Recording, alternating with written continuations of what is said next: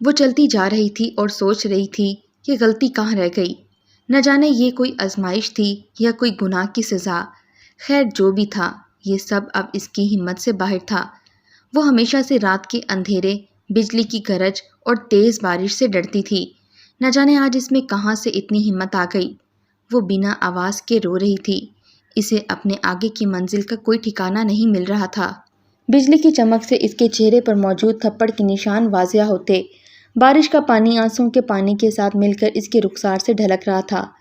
گزشتہ زندگی اس کو ایک ڈراؤنا خواب لگتا تھا، ایک چہرہ جس سے وہ دنیا میں سب سے زیادہ نفرت کرتی تھی۔ جیسے ہی وہ چہرہ اس کے ذہن کے پردے پر نمودار ہوا، وہ روتی، چیختی، چلاتی اور پھر آگے بڑھنے لگتی۔ اس کی زندگی میں جو کچھ بھی ہوا تھا اسی شخص کی بدولت ہوا تھا۔ اگر وہ شخص اس کے سامنے حاضر ہو جاتا، وہ اس کو قتل کرنے سے بھی گریز نہ کرتی۔ آس پاس کی ویرانی سے بے خبر وہ ایک نہ ختم ہونے والی منزل کی طرف رواں دواں تھی۔ اسی دوران ایک شاندار گاڑی اس کے پاس آ کر رکی۔ ایک خوبرو نوجوان گاڑی سے نکل کر اس کے پاس آ کر کھڑا ہو گیا۔ دونوں میں نظروں کا تبادلہ ہوا۔ کیا اس کی دعا اتنی جلدی قبول ہوگی؟ جس کو وہ قتل کرنا چاہتی تھی وہ اس کے بالکل سامنے تھا، لیکن وہ اسے قتل نہیں کر سکتی تھی۔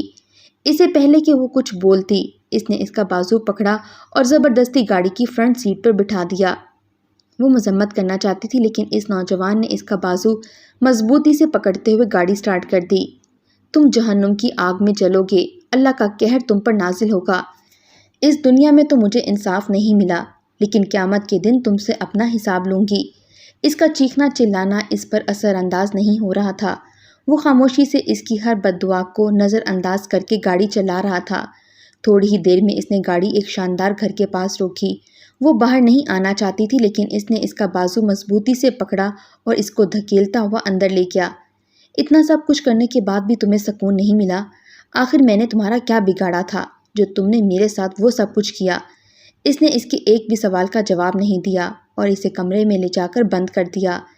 چہرے پر سنجیدگی لیے وہ لانچ میں پڑے صوفے پر بیٹھ گیا۔ اس کی حالت دیکھ کر اس کی آنکھوں سے آنسو چھلک پڑے تھے۔ جو کچھ اس کے ساتھ ہوا تھا اس کا قصوروار وہ خود کو ہی ٹھہرا رہا تھا۔ اس وجہ سے وہ آج تک خود کو معاف نہیں کر سکا تھا۔ 2 سالوں تک وہ جس لڑکی کی تلاش میں تھا وہ اس کو اس حال میں یوں سڑک پر بے حال ملے گی اسے اندازہ نہیں تھا۔ وہ دروازہ پیٹ پیٹ کر اسے بددعائیں دے رہی تھی لیکن باہر نکلنے کی ہر کوشش بیکار تھی۔ اسے سمجھ نہیں آ رہا تھا کہ اس کا مستقبل تباہ کرنے والا آج اس کو اس مقام پر ملے گا۔ وہ روتے روتے اپنے ماضی کے ایک ایک لمحے کو یاد کرنے لگی۔ ایک وقت تھا جب وہ یونیورسٹی میں پڑھا کرتی تھی۔ متوسط طبقے سے تعلق رکھنے کے باوجود وہ پارٹ ٹائم جاب کر کے اپنے تمام اخراجات پورے کیا کرتی تھی۔ اس ساری تگ و دد میں اسے پتہ نہیں چلا کہ وہ کسی کو اتنا پسند کرنے لگی کہ اس کی خاطر وہ لائبریری میں گھنٹوں بیٹھ کر اس کو چپکے چپکے سے دیکھا کرے گی۔ وہ اپنی خوبصورتی اور سٹیٹس سے بے نیاز اپنے مستقبل کو سنوارنے کے لیے کوشاں تھا۔ وہ جس فیملی سے تعلق رکھتا تھا وہاں پیسے کے بل بوتے پر ڈگری حاصل کرنا معمولی سی بات تھی، لیکن وہ اپنی محنت کے بل بوتے پر کچھ بننا چاہتا تھا۔ وہ اپنا زیادہ تر وقت لائبریری میں کتابیں تلاش کرتے ہوئے گزارتا تھا۔ نہ چاہتے ہوئے بھی اس کی نظریں اس کا تعاقب کیا کرتی تھیں۔ جس وقت وہ شیلف سے کتابیں ڈھونڈا کرتا تھا عین وہ بھی اسی وقت اس کے ساتھ والی شیلف میں کتابیں تلاش کرتی تھی۔ وہ دن اس کی زندگی کا سب سے بڑا دن تھا جب وہ لائبریری میں اپنی دوست کے ساتھ بیٹھی کتابوں کا مطالعہ کر رہی تھی اور کن اکھیوں سے اس کو بھی دیکھ رہی تھی، اور وہ لمبے لمبے ڈاک بھرتا اس کی میز کی طرف بڑھ رہا تھا۔ اس کے دل کی دھڑکنیں تیز ہوئیں، اس کے چہرے کا رنگ اڑ چکا تھا۔ آج وہ اس کے سامنے شرمندہ نہیں ہونا چاہتی تھی۔ دل میں عجیب وسوسے آ رہے تھے۔ اسے پہلے کہ وہ وہاں سے اٹھ کر فرار ہوتی وہ اس کے قریب آ پہنچا۔ دراصل مجھے ایک بک ایشو کرانا تھی، لیکن جو کتاب مجھے چاہیے وہ آپ نے الاٹ کروائی ہوئی ہے۔ اگر آپ برا نہ مانیں تو آپ 2 دن کے لیے مجھے وہ کتاب دے سکتی ہیں۔ مجھے ایک اسائنمنٹ بنانی ہے۔ اس نے دل ہی دل میں اللہ کا شکر ادا کیا۔ ایسا کچھ نہیں تھا جیسا وہ سوچ رہی تھی۔ نہ چاہتے ہوئے بھی اس نے وہ کتاب اس کو دے دی۔ یونیورسٹی سے جانے کے بعد وہ اسی لمحے کے بارے میں سوچتی رہی۔ وہ ایک ایسے شخص کے بارے میں سوچ رہی تھی جس کو حاصل کرنا ناممکن تھا، لیکن وہ اس کے حصار سے نکل نہیں پا رہی تھی۔ 2 دن بعد جب اس نے اس کو کتاب واپس کی تو اس نے اس کا شکریہ ادا کیا۔ شکریہ کے طور پر وہ اس کو ایک کپ کافی پلانا چاہتا تھا اور وہ انکار بھی نہ کر سکی۔ اس کے ساتھ گزرا 1 گھنٹہ اس کی زندگی کا سب سے خوبصورت لمحہ تھا۔ علی تمیز اور تہذیب کو بخوبی جانتا تھا۔ لڑکی کی عزت کیسے کرنی ہے وہ فن اسے بخوبی آتا تھا۔ سارا اس کے اخلاق سے بہت زیادہ متاثر ہوئی تھی۔ اس واقعے کے بعد ان کی تھوڑی بہت جان پہچان ہو چکی تھی۔ دونوں لائبریری میں بیٹھ کر اسائنمنٹ ڈسکس کیا کرتے تھے۔ دولت اور سٹیٹس کے باوجود اس کے میں غرور اور تکبر نام کی کوئی چیز نہ تھی۔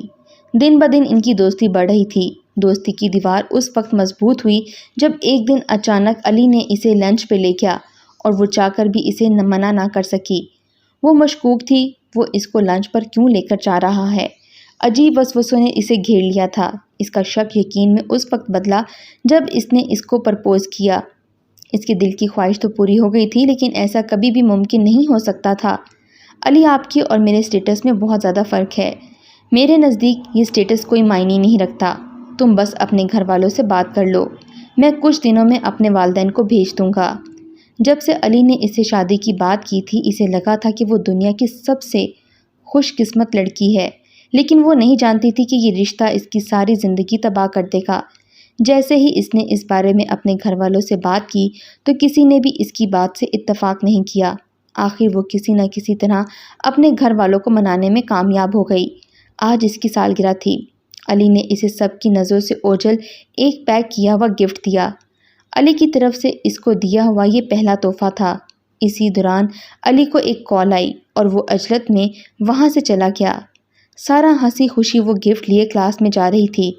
وہ اس کو گھر جا کر تسلی سے کھولنا چاہتی تھی۔ جب وہ کلاس میں لیکچر لے رہی تھی اسی وقت پولیس کلاس میں داخل ہوئی اور سب کی تلاشی کرنے لگی۔ جیسے ہی وہ سارا کے پاس آئی انہوں نے اس گفٹ کو کھولا۔ ساری کلاس اس کی طرف دیکھ رہی تھی۔ اس کی آنکھیں حیرت سے بڑی ہو گئیں جب اس میں سفید کلر کا پاؤڈر نکلا۔ انہوں نے اس کو سونگھا اور ڈرگز ہونے کی تصدیق کی۔ سارا کے چہرے کا رنگ اڑ گیا تھا۔ اس کے پاؤں تلے سے زمین نکل گئی تھی۔ پوری یونیورسٹی میں اس کی بدنامی ہو رہی تھی۔ جو یونیورسٹی میں ذہانت کی وجہ سے مشہور تھی آج اسے ڈرگ ڈیلر کہا جا رہا تھا۔ لوگ اس کے بارے میں کیا کیا کہہ رہے تھے اسے سنائی نہیں دے رہا تھا۔ اس کے سامنے ابھی تھوڑی دیر پہلے والا منظر ایک مووی کی طرح چل رہا تھا جب علی نے اسے وہ گفٹ دیا تھا۔ ان کی نسلوں سے کبھی بھی کسی نے ڈرگز کو نہیں دیکھا ہوگا اور آج وہ اس معاملے میں ملوث ہو چکی تھی۔ اس کی نسلوں تک یہ دھبا لگ چکا تھا۔ وہ جیل میں تھی جب اس کے ابو اور بھائی اسے ملنے آئے اور وہ اسے پوچھ رہے تھے کہ اس کو یہ پیکٹ کس نے دیا ہے، لیکن وہ علی کا نام نہیں لینا چاہتی تھی۔ اگر وہ علی کا نام لے بھی لیتی تو اس کو وہ کچھ بھی نہیں بگاڑ سکتا تھا کیونکہ وہ جس فیملی سے تعلق رکھتا تھا ان کے لیے ایسے معاملات سے نکلنا بہت معمولی تھا۔ وہ گمسم بس روئے جا رہی تھی۔ اس کے ابو اور بھائی کو گوارا نہیں تھا کہ وہ اس کو اس طرح جیل میں بند دیکھ کر گھر چلے جاتے۔ وہ وہیں بیٹھے رہے۔ جس کو فون کر سکتے تھے انہوں نے کیا۔ انہوں نے ہر طرح کا حربہ اختیار کر لیا لیکن اس کو باہر نہیں نکال پا رہے تھے۔ بالآخر ایس پی نے انہیں گھر جانے کے لیے کہا اور وہ روتے ہوئے اسے جیل میں چھوڑ کر چلے گئے۔ سارا نے جب انہیں جاتے ہوئے دیکھا تو تڑپ اٹھی۔ ابو مجھے یہاں سے باہر نکالے، میں یہاں نہیں رہ سکتی۔ وہ انہیں پکار رہی تھی لیکن وہ مجبور تھے اور اسے روتا بلکتا چھوڑ کر گھر چلے گئے۔ اے اللہ، مجھ سے ایسا کیا گناہ ہو گیا تھا جو مجھے یہ سزا ملی؟ علی تم نے میرے ساتھ ایسا کیوں کیا؟ تم نے مجھ سے کیا دشمنی نکالی؟ میں نے تمہارا کیا بگاڑا تھا؟ اگر شادی نہیں کرنی تھی تو صاف کہہ دیتے، یہ سب کرنے کی کیا ضرورت تھی؟ دل ہی دل میں علی سے لڑ رہی تھی، اس کو بد دعائیں دے رہی تھی۔ ساری رات اس نے علی کو بد دعائیں دینے میں گزار دی۔ جیسے صبح ہوئی جیل کا دروازہ کھل گیا۔ اس کی ضمانت کس نے کرائی؟ کوئی کچھ نہیں جانتا تھا لیکن وہ بے حال گھر پہنچ چکی تھی۔ اس کو دروازے پر دیکھ کر سب گھر والے ہکا بکا رہ گئے۔ انہوں نے بھی وہی سوال کیا کہ اس کی ضمانت کس نے کروائی ہے، لیکن وہ نہیں جانتی تھی۔ جب انہوں نے یہی سوال پولیس اسٹیشن جا کر کیا تو انہوں نے ضمانت کروانے والے کا نام نہیں بتایا۔ انہوں نے بس یہی کہا کہ وہ اپنا نام راز میں رکھنا چاہتے ہیں۔ اسی دوران شاکر صاحب کو ایک کال آ گئی۔ فون کٹ چکا تھا لیکن شاکر صاحب کا پارا ہائی ہو چکا تھا۔ جیسے ہی وہ گھر گئے انہوں نے سارا کو برا بھلا کہنا شروع کر دیا اور عجلت میں اس کی شادی کسی لڑکے سے کر دی کیونکہ وہ اب کوئی مزید بدنامی برداشت نہیں کر سکتے تھے۔ جس کے ساتھ اس کی شادی ہوئی تھی وہ بظاہر ایک شریف انسان تھا لیکن اس کے کردار کا پتہ اس وقت چلا جب وہ روز رات کو شراب پی کر گھر آتا اور اسے مارتا پیٹتا۔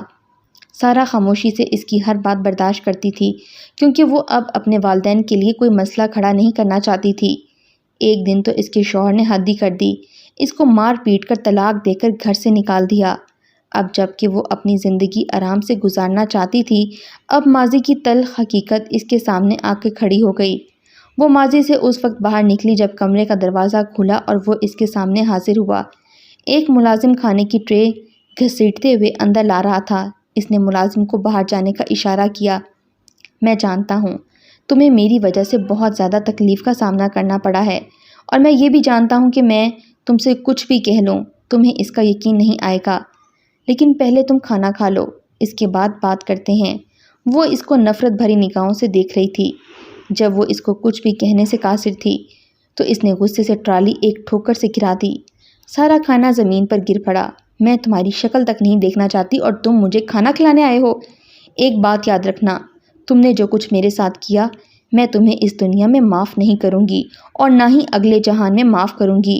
میں تمہارا گریبان پکڑ کے تمہیں خود جہنم میں دھکیلوں گی۔ تم نے میری زندگی تباہ کی، میرا مستقبل ختم کر دیا، مجھے میرے ہی گھر والوں کی نظروں میں گرا دیا۔ وہ سکون اور تحمل سے اس کی ہر بات کو برداشت کر رہا تھا۔ آج بھی اس کے چہرے پر وہی تمیز اور تہذیب تھی، وہی اخلاق، وہی شائستگی جو 2 سال پہلے تھی۔ اس نے اپنی حد میں رہ کر اسے بات کرنا چاہی۔ تم مجھے جتنی مرضی بد دعائیں دو، مجھے برا بھلا کہو، اگر ہو سکے تو مجھے قتل بھی کر دینا، لیکن پہلے میری بات سن لو۔ میں نہیں جانتا تھا کہ اس گفٹ میں کیا ہے۔ وہ گفٹ میری پسند کا نہیں تھا، بلکہ میرے ڈیڈ نے وہ مجھے دینے کے لیے کہا تھا۔ میں نہیں جانتا تھا کہ اس میں ڈرگز ہیں۔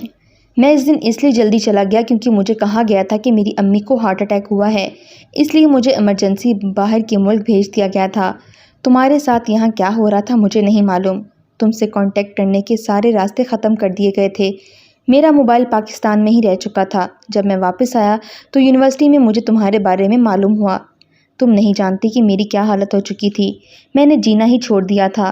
تم نہیں جانتی کہ میں نے تمہیں کہاں کہاں تلاش نہیں کیا۔ میری لاپرواہی کی وجہ سے تمہاری عزت، تمہارا مستقبل، سب کچھ داؤ پر لگ گیا۔ 2 سال میں ہر روز خود سے لڑتا تھا۔ میں نہیں جانتا تھا کہ میرے والدین اس شادی کے اتنے خلاف ہو جائیں گے کہ وہ تمہیں میری زندگی سے نکالنے کے لیے یہ سب کریں گے۔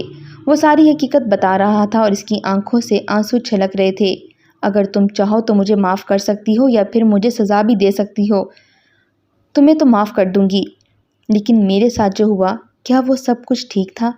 میرے خواب، میرا مستقبل، میری عزت، میرے رشتے، سب کچھ میرے ہاتھ سے نکل گیا ہے۔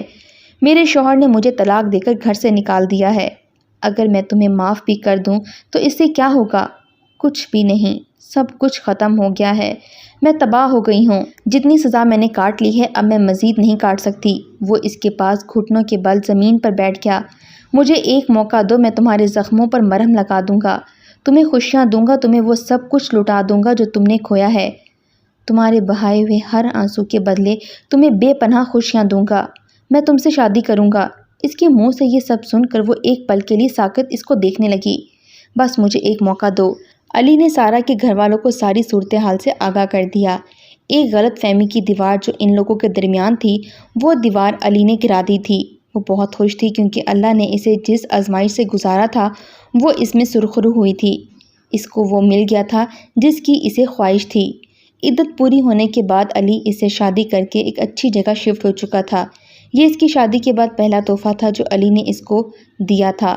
ایسا ہی تحفہ اس کی زندگی میں انقلاب لانے کی وجہ بنا تھا۔ تحفہ دیکھتے ہی اس نے مصنوعی غصہ دکھایا۔